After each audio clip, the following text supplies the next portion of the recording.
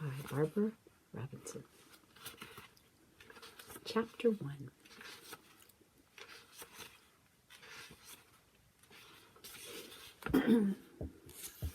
The Herdmans were absolutely the worst kids in the history of the world. They lied and stole and smoked cigars, even the girls, and talked dirty and hit little kids and cussed their teachers and took the name of the Lord in vain and set fire to Fred Shoemaker's old broken-down tool house. The tool house burned right down to the ground, and I think that surprised the Herdmans. They set fire to things all the time, but that was the first time they managed to burn down a whole building. I guess it was an accident. I don't suppose they woke up that morning and said to one another, "Let's go burn down Fred Shoemaker's tool house." But maybe they did. After all, it was a Saturday and not much going on. It was a terrific fire. 2 engines and 2 police cars and all the volunteer firemen and 5 dozen donuts sent up from the Tasty Lunch Diner. The donuts were supposed to be for the firemen, but by the time they got the fire out, the donuts were all gone. The Herdmans got them. What they couldn't eat, they stuffed in their pockets and down the front of their shirts. You could actually see the donuts all around Ollie Herdman's middle. I couldn't understand why the Herdmans were hanging around the scene of their crime. Everybody knew the whole thing was their fault, and you'd think they'd have the brains to get out of sight. One fireman even collared Claude Herdman and said, "Did you kids start this fire, smoking cigars in that tool house?" But Claude just said, "We weren't smoking cigars." And they weren't. They were playing with Leroy Herdman's Young Einstein chemistry set, which he stole from the hardware store, and that was how they started the fire. Leroy said so. "We mixed all the little powders together," he said, "and poured lighter fluid around on them and set fire to the lighter fluid. We wanted to see if the chemistry set was any good." Any other kid, even a mean kid, would have been a little bit worried if he stole $4.95 worth of something and then burned down a building with it. But Leroy was just mad because the chemistry set got burned up along with everything else before he got a chance to make 1 or 2 bombs. The fire chief got us all together.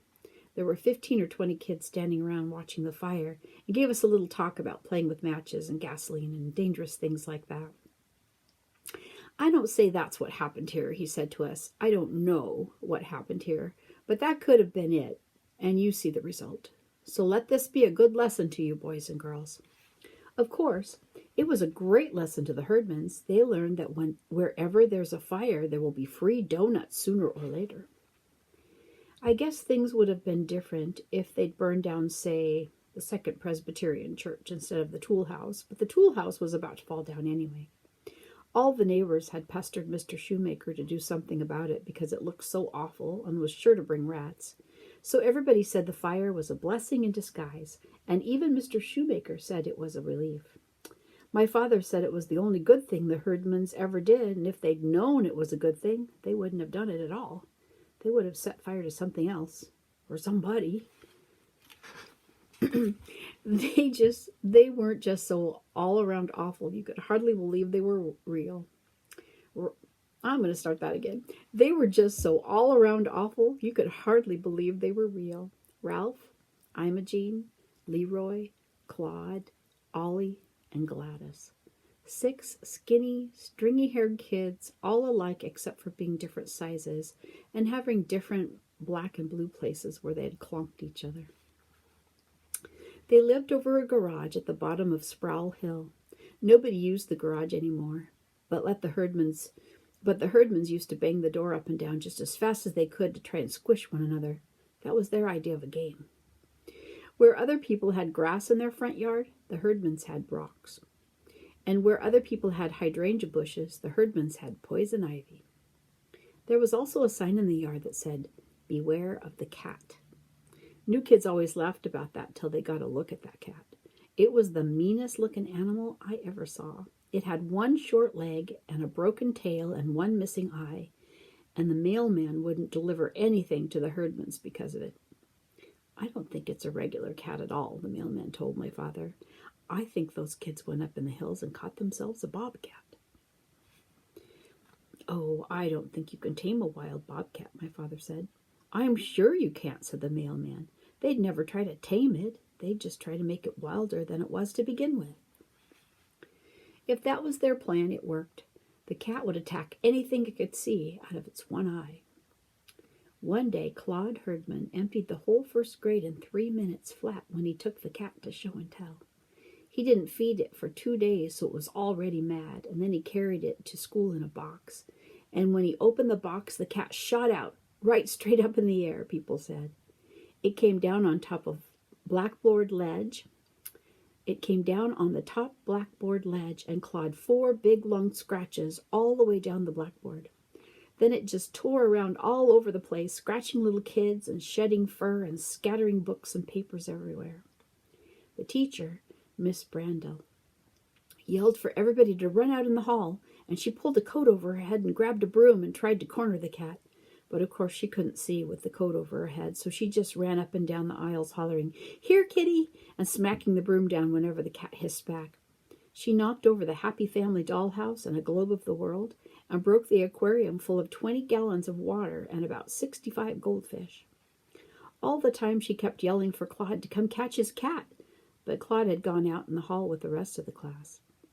Later, when Miss Brandel was slapping Band-Aids on everyone who could show her any blood, she asked Claude why in the world he didn't come and get his cat under control.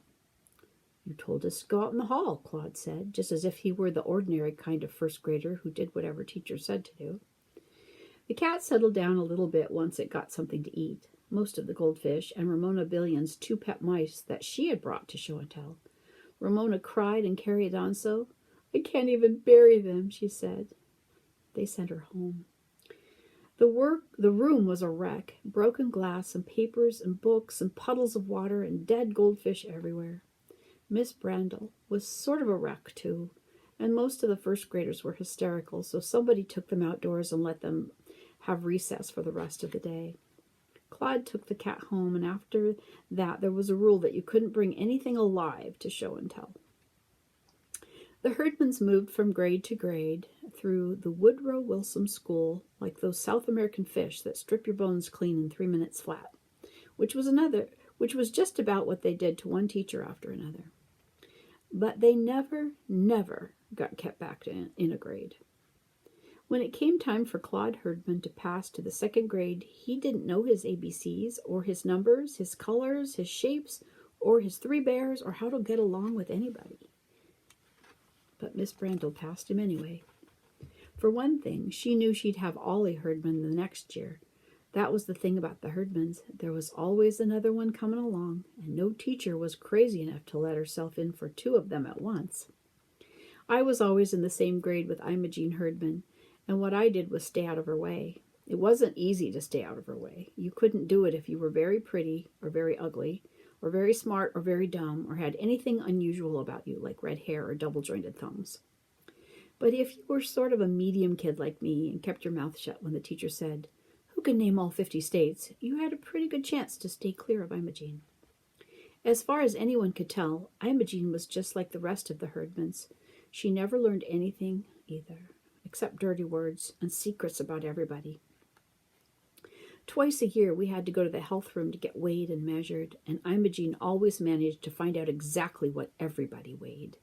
Sometimes she would hang around waiting for the nurse, Miss Hemphill, to give her a Band-Aid. Sometimes she would sneak behind the curtain where they kept a folding cot and just stay there the whole time with one eye on the scales.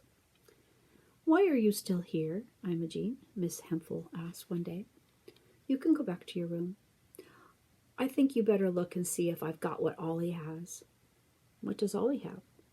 Imogene shrugged. "We don't know. Red spots all over." Miss Hemphill looked at her. "What did the doctor say?" We didn't have a doctor," Imogene began, scratching her back up and down against the medicine cabinet. "Well, does Ollie have a fever? Is he in bed?" "No, he's in the 1st grade." "Right now?" Miss Hemphill stared. "Why, he shouldn't be in school with red spots. It could be measles or chicken pox, any number of things, contagious things." "What are you doing?" "Scratching my back," Imogene said. "Boy, do I itch." "The rest of you boys and girls go back to your classroom," Miss Hemphill said, "and Imogene, you stay right here." So we all went back to our room, and Miss Hemphill went to the 1st grade to look at Ollie, and Imogene stayed in the health room and copied down everybody's weight from Miss Hemphill's records. Your weight was supposed to be a big secret, like what you got on your report card. It's nobody's business what you get on your report card, all the teachers said. And Miss Hempel said the same thing. It's nobody's business what you weigh. Not even the fat kids could find out what they weighed. But Imogene always knew. Don't let Albert Pelfrey on the swing, she would yell at recess. He'll bust it. Albert Pelfrey weighs 143 pounds. Last time he weighed 137. So right away, everybody knew two things about Albert.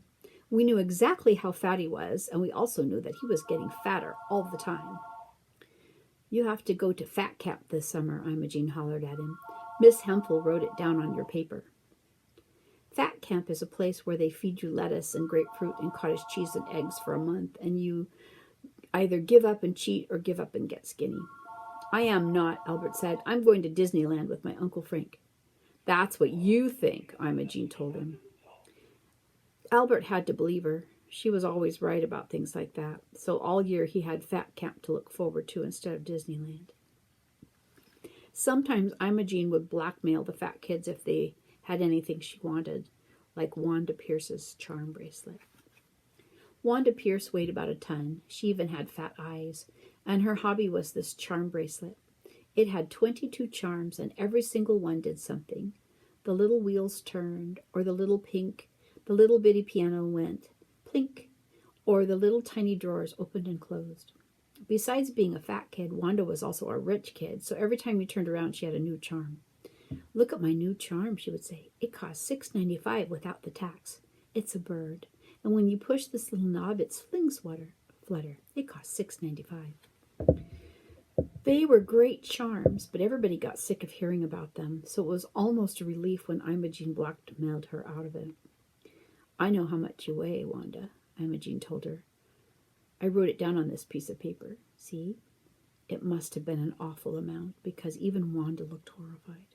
So Imogene got her charm bracelet, and she got Lucille Golden's imitation alligator pocketbook with souvenir of Florida written on it. For a while, she got 10 cents a week from Floyd Brush, till Floyd caught double pneumonia and lost 15 pounds and didn't care anymore. My friend, Alice Wendelken, was so nasty clean that she had detergent hands by the time she was 4 years old. Just the same, Alice picked up a case of head lice when she was at summer camp, and somehow Imogene found out about that. She would sneak up on Alice at recess and holler, "Cooties!" and smack Alice's head. She nearly knocked Alice cross-eyed before one of the teachers saw her and took both of them to the principal's office. Now, what's this all about? The principal wanted to know, but Alice wouldn't say. I had to hit her, Imogene told him. She's got cooties, and I saw one crawling in her hair, and I don't want them on me. You did not see one, Alice said. I don't have them anymore. What do you mean you don't have them anymore? The principal said. Did you have them lately? It really shook him up. He didn't want a whole school full of kids with cooties. So he sent Alice to the health room, and the nurse went all through her head with a fine-tooth comb and a magnifying glass, and finally said it was all right. But it was too late. Everybody called Alice Cooties the whole rest of the year. If Imogene didn't know a secret about a person, she would make one up. She would catch you in the girls' room or out in the hall and whisper, I know what you did. And then you'd go crazy trying to figure out what it was you did that Imogene knew about. It was no good trying to get secrets on the Herdmans. Everybody already knew about the awful things they did. You couldn't tease them about their parents or holler, your father's in jail, because they didn't care. Actually, they didn't know where their father was, or anything about him, because when Gladys was 2 years old, he climbed on a railroad train and disappeared.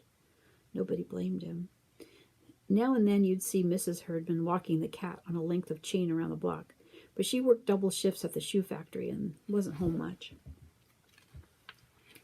My mother's friend, Miss Phillips, was a social service worker, and she tried to get some welfare money for the Herdmans, so Mrs. Herdman could just work one shift and spend more time with her children. But Mrs. Herdman wouldn't do it. She liked the work, she said. It's not the work, Miss Phillips told my mother, and it's not the money. It's just that she'd rather be at the shoe factory than shut up at home with that crowd of kids.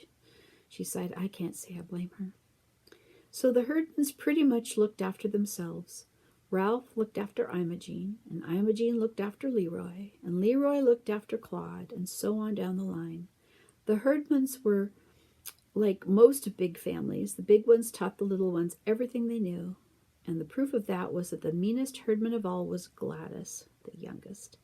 We figured they were headed straight for hell by way of the state penitentiary until they got themselves mixed up with the church and my mother and our Christmas pageant. End of chapter 1.